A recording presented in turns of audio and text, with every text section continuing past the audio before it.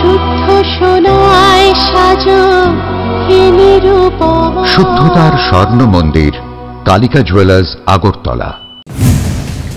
আগামী 15ই আগস্ট স্বাধীনতা দিবসকে সামনে রেখে হর ঘর তিরঙ্গা কর্মসূচির অঙ্গ হিসেবে আজ 6 আগরতলা বিধানসভা এলাকার প্রতিটি ক্লাবের সম্পাদক, সভাপতি এবং কর্মকর্তাদের হাতে 10,000 তিরঙ্গা পতাকা বিলি করেন প্রদেশ বিজেপির সহ সভানেত্রী পাপিয়া দত্ত।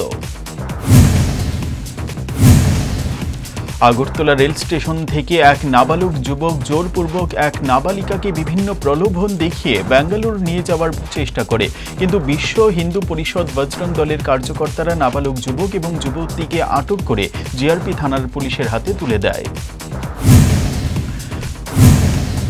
পরবর্তীতে এই বিষয়ে আগরতলা পূর্ব মহিলা থানায় নাবালিকার মা বাবা সহ বিশ্ব হিন্দু পরিষদের পক্ষ থেকে নাবালক যুবকের বিরুদ্ধে মামলা করা হয়।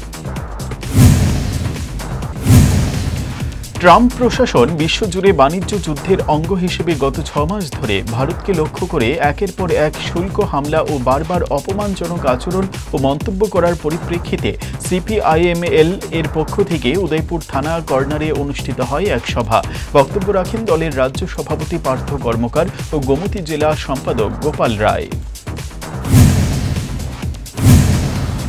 তেলিয়ামুড়ার চাকমা ঘাটে মর্মান্তিক সড়ক দুর্ঘটনায় প্রাণ হারানো কাঞ্চনপুরের দশদা বড়হলদি এলাকার লরির চালক মিহিরলাল দেবনাথের পরিবারের প্রতি গভীর শোক ও সমবেদনা জানাতে আজ তার বাসভবনে উপস্থিত হন রাজ্যের 2 মন্ত্রী টিঙ্কু রায় ও শান্তনা চাকমা এবং বিধানসভার মুখ্য সচেতক কল্যাণী সাহা রায়। তারা শোক সন্তপ্ত পরিবারের সঙ্গে দেখা করে তাদের পাশে থাকার আশ্বাস দেন। পাশাপাশি রাজ্য সরকারের পক্ষ থেকে ঘোষিত আর্থিক সহায়তা হিসেবে মিহিরলালের পিতার হাতে 6 লক্ষ টাকার একটি চেক তুলে দেন।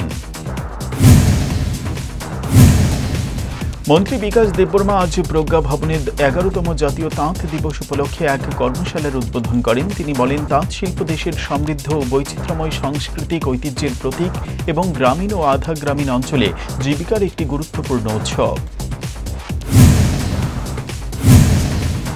তিনি আজকের দিনে তাঁত বয়নকারী সম্প্রদায়কে সম্মান জানানো এবং দেশের আর্থ সামাজিক উন্নয়নে তাঁত শিল্পর অবদান তুলে ধরতে আহ্বান জানান। অনুষ্ঠানে হস্ততাঁত ও হস্তশিল্প দপ্তরের অধিকর্তা আর অরুণ কুমার, পদ্মশ্রী প্রাপ্ত স্মৃতিরেখা চাকমা সহ অন্যান্যরা ছিলেন। হেডলাইন্স ত্রিপুরা ন্যাশনালের খবরের জেরে অবশেষে মন্ত্রী টিঙ্কু রায়ের নির্দেশে বৃহস্পতিবার দুপুরে চরিলাম ব্লকের রামনগর ভিলেজের ধনাচোর পাড়া এলাকার স্বামীহারা 100 বছরের বৃদ্ধার পরিবারের পাশে দাঁড়ালেন চরিলাম বিজেপি মণ্ডল সভাপতি সহ এক প্রতিনিধি দল। বেশ কয়েকবার বার্ধক্য ভাতা পেতে কাগজপত্র জমা দিয়েছিলেন বৃদ্ধা রাধিকা দেববর্মার ছেলে দিলীপ দেববর্মা এবং ছেলের বউ রূপশ্রী দেববর্মা, কিন্তু কপালে জোটেনি সরকারি ভাতা। বৃদ্ধার সরকারি ভাতার ব্যবস্থা করে দেওয়ার জন্য সমাজ কল্যাণ মন্ত্রী টিঙ্কু রায় চরিলাম বিজেপি মণ্ডল সভাপতি তাপস দাসকে নির্দেশ দেন। ভাতা পেয়ে স্বাভাবিকভাবেই খুশি তার পরিবার সহ এলাকাবাসী। ধর্মনগর কদমতলা সড়কের লালছড়া এলাকার বয়লার মুরগি বোঝাই একটি গাড়ি নিয়ন্ত্রণ হারিয়ে দুর্ঘটনার কবলে পড়ে সৌভাগ্যবশত এই ঘটনায় কোনো প্রাণহানির খবর নেই। গাড়ির চালক কামরুল ইসলামের তাৎক্ষণিক বুদ্ধিমত্তার কারণে বড় ধরনের দুর্ঘটনা এড়ানো সম্ভব হয়।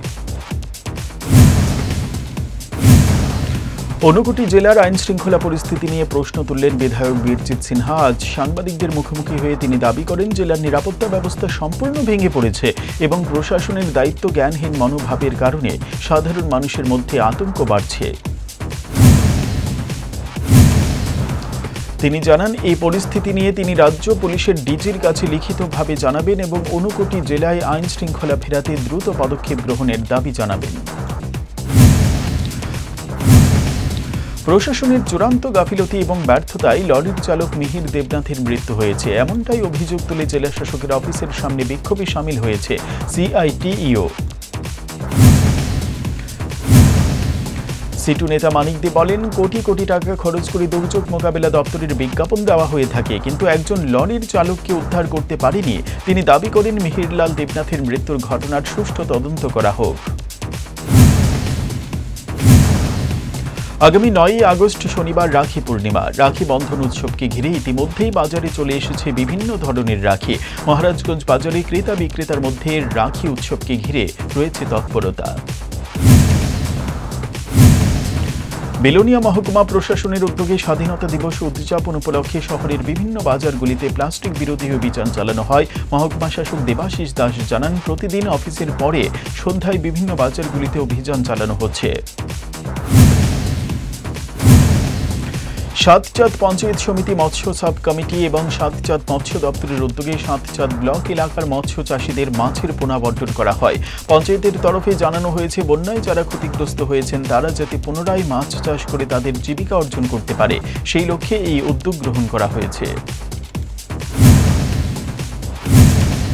এক পের মা কি নাম কর্মসূচির অঙ্গ হিসেবে আজ আগরতলা পৌর নিগমের 20 নম্বর ওয়ার্ডের বিভিন্ন এলাকায় বৃক্ষরোপণ কর্মসূচি অনুষ্ঠিত হয়। কর্পোরেটর রত্না দত্তের নেতৃত্বে প্রায় 200টি চারা গাছ রোপণ করা হয়। পাশাপাশি পথচারীদের হাতে তুলে দেওয়া হয় বিভিন্ন প্রজাতির গাছের চারা। জনগণের দুয়ারে সরকার কর্মসূচিতে মঙ্গিয়াগামী আরডি ব্লকের অন্তর্গত 18 পাহাড়ের পাদদেশে 43 মাইল গ্রামে মানুষের কথা শোনার পর এই কথা জানান জনজাতি কল্যাণ মন্ত্রী বিকাশ দেববর্মা। মন্ত্রী বলেন, প্রধানমন্ত্রী ও মুখ্যমন্ত্রী অধ্যাপক ডাক্তার মানিক সাহার নেতৃত্বে সবকা সাথ সবকা বিকাশ সবকা বিশ্বাস সবকা প্রয়াস এই মন্ত্রকে সামনে রেখে রাজ্য সরকার প্রত্যন্ত জনপদের উন্নয়নে নিরলস প্রচেষ্টা চালিয়ে যাচ্ছে। সাবরুমের জেএনএস ক্লাব খুঁটি পুজোর মাধ্যমে দুর্গাপুজোর কাজ শুরু করে কাল্পনিক মন্দির তৈরি করা হবে বলে সংস্থার কর্মকর্তারা জানান। আসামের ডিফুতে অনুষ্ঠিত সিনিয়র মহিলা ফুটবল চ্যাম্পিয়নশিপে অংশ নিতে প্রস্তুতি শুরু করে দিয়েছে ত্রিপুরা ফুটবল অ্যাসোসিয়েশন। সেই লক্ষ্যে ত্রিপুরা ফুটবল অ্যাসোসিয়েশনের উদ্যোগে 7 ও 8 আগস্ট উমাকান্ত মিনি স্টেডিয়ামে ট্রায়াল ক্যাম্পের আয়োজন করা হয়। প্রথম দিনে 31 জন ফুটবলার অংশ নেয়। শুক্রবার কিছু ফুটবলার ক্যাম্পে যোগ দেবেন বলে জানান টিএফ এর টেকনিক্যাল কোঅর্ডিনেটর DK প্রধান। ট্রায়াল ক্যাম্পের পর 14 আগস্ট থেকে 1 সেপ্টেম্বর পর্যন্ত নির্বাচিত শিবির অনুষ্ঠিত হবে।